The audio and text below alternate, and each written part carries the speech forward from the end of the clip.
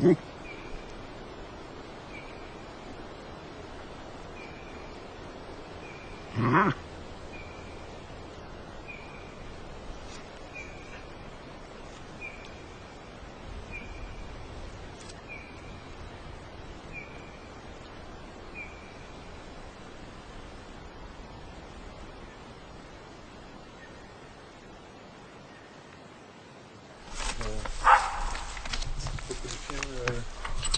faut plus jouer avec lui, je pense. Il va s'arrêter au bout d'un certain temps. Ouais. Ah, il a ramené deux bâtons quand même. Je fume une cigarette avant parce que je trouve que je fume trop pendant les interviews. J'en ai marre de fumer pendant les interviews.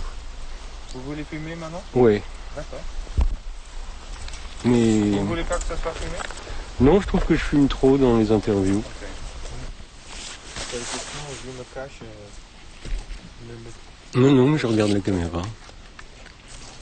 Alors, le style est une qualité de vision. C'est une bonne question parce que je vais dire que la réponse est oui.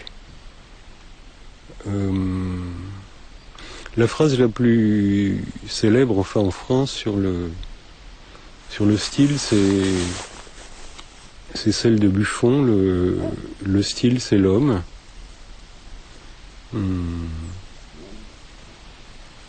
C'est pas faux. Il y a une bonne critique de Nietzsche qui est de faire remarquer qu'il est dans des états physiologiques très variables et que donc son style se modifie en fonction de ces états. Mais comme l'écriture d'un roman me prend assez longtemps, je passe finalement par toutes les gammes d'états physiologiques au cours de l'écriture. Donc ça... Dans mon cas, je pense que ça correspond à l'homme dans son ensemble. Ce qui pose la question de savoir ce que j'ai de particulier, et enfin, si j'ai un style particulier. Je pense pas que ce soit ma biographie, qui est relativement banale. Je pense pas non plus que ce soit mes désirs, ni mes peurs, qui sont à peu près ceux de tout le monde. Bon, tout ce qui place pas dans une situation forcément facile, parce que il est plus facile de décrire l'exceptionnel que le banal. Et quand on est soi-même un individu psychologiquement assez banal, en même temps, ça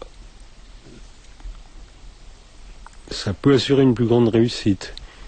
Parce que la banalité étant le sujet le plus difficile et aussi le plus intéressant. Mais bon, je dirais que ça fait toujours pas un style, tout ça. Enfin, on s'approcherait plus en envisageant ce qui est considéré classiquement comme les qualités morales ou intellectuelles. Il est certain que je suis intelligent,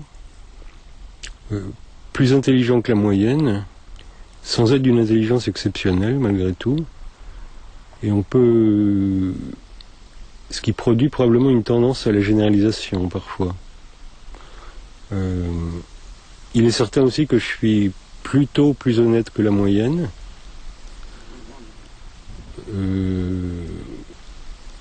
Ce qui est parfois pris pour de la provocation. Je pense aussi être travailleur, enfin, pas tellement de naissance d'ailleurs, mais j'ai été éduqué pour être travailleur. Ce qui fait que j'ai rarement un style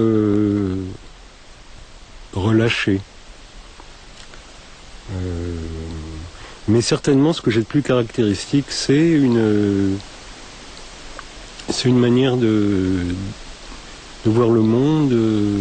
Déjà, on peut considérer la perception. Hein. Je pense qu'il y a certainement le fait que j'ai une très, très forte acuité visuelle de loin, là très supérieure à la moyenne, joue. Je pense que mes descriptions de lieux sont toujours précises et que il doit y avoir pas mal de détails photographiques. Et j'ai aussi une assez forte sensibilité tactile, alors que les autres sens, oui, odorat, goût, sont modérément développés. Mais au-delà de tout ça, il y a une capacité de détachement, de tout voir comme des objets en mouvement, qu'il s'agisse en mouvement ou immobile d'ailleurs, hein, qu'il s'agisse effectivement d'objets, d'humains ou d'animaux, que j'ai pas tellement observé chez d'autres gens. Par exemple, je me souviens, adolescent, je faisais parfois je me forçais à ne pas bouger mes yeux. Ça pouvait être dans un endroit, dans un lieu public, hein, ou dans un train, les deux étaient intéressants. Enfin, dans un lieu public immobile, je veux dire dans un café, sur un banc ou dans un train. Et donc tout ce qui traversait mon champ de vision était vu par moi avec neutralité. Donc je pense que ça doit jouer pas mal, et ceci lié à une émotivité forte, et certainement ce qui peut caractériser mon style.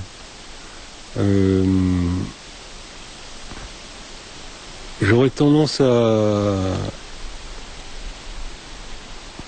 dire aussi que les moments d'intense émotion, chez moi, s'accompagnent souvent d'une espèce de paralysie. Par exemple, émotion pouvant être le désir ou la crainte d'ailleurs. Par exemple,